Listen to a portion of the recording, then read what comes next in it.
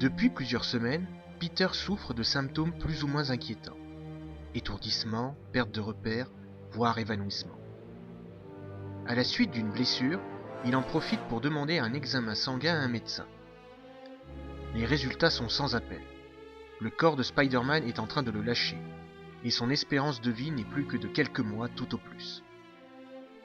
Refusant la fatalité, Peter décide d'aller consulter les plus grands esprits de l'univers Marvel.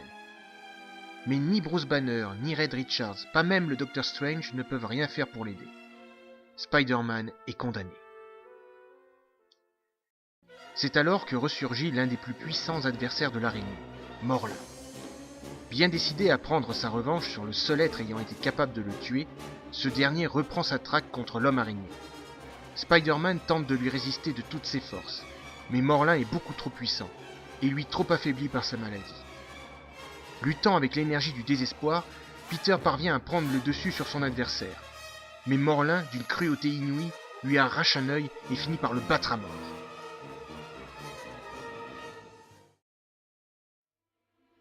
Brisé, Spider-Man gît au sol, dans une mare de sang.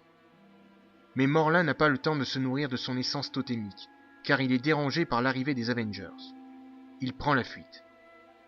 Peter est conduit à l'hôpital. Son pronostic vital est engagé et les médecins n'ont guère d'espoir sur sa survie. Toujours affamé, Morlun pénètre dans l'hôpital pour s'emparer de la force vitale de Spider-Man. Mais alors qu'il rentre dans la chambre de ce dernier, Mary Jane s'interpose entre le monstre et son mari. Sans aucune forme de pitié, Morlun brise le bras droit de MJ et s'apprête à la dévorer. Soudain, quelque chose en Peter s'éveille. Un instinct animal d'une fureur et d'une puissance inimaginable. Animé par une énergie nouvelle, Peter bondit sur Morlun, le crucifie au sol grâce à des dards qui lui sortent des poignets et finit par égorger Morlun grâce à des crocs. Pour la seconde fois de son existence, Morlun meurt et retombe en poussière. Peter, quant à lui, s'écroule, sa dernière action ayant épuisé ses dernières forces. Dans un dernier effort, il parvient à dire au revoir à Mary Jane et meurt dans les bras de cette dernière.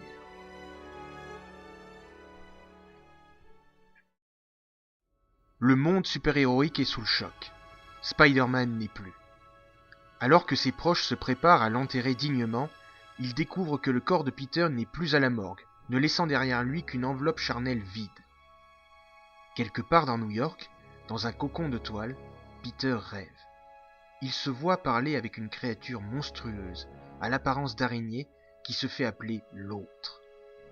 Cette dernière lui reproche de l'avoir toujours rejeté, elle, sa part animale, n'exploitant ainsi qu'une partie de ses pouvoirs. L'autre propose un marché à Peter.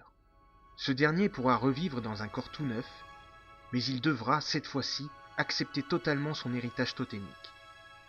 Peter acquiesce et renaît.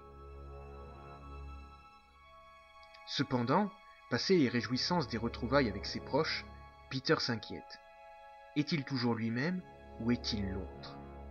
La réponse, Peter l'apprendra au fil des jours.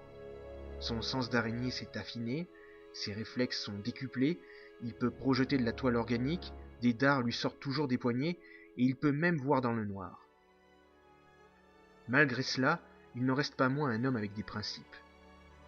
Est-il l'un ou l'autre ? La réponse est évidente. Peter est les deux.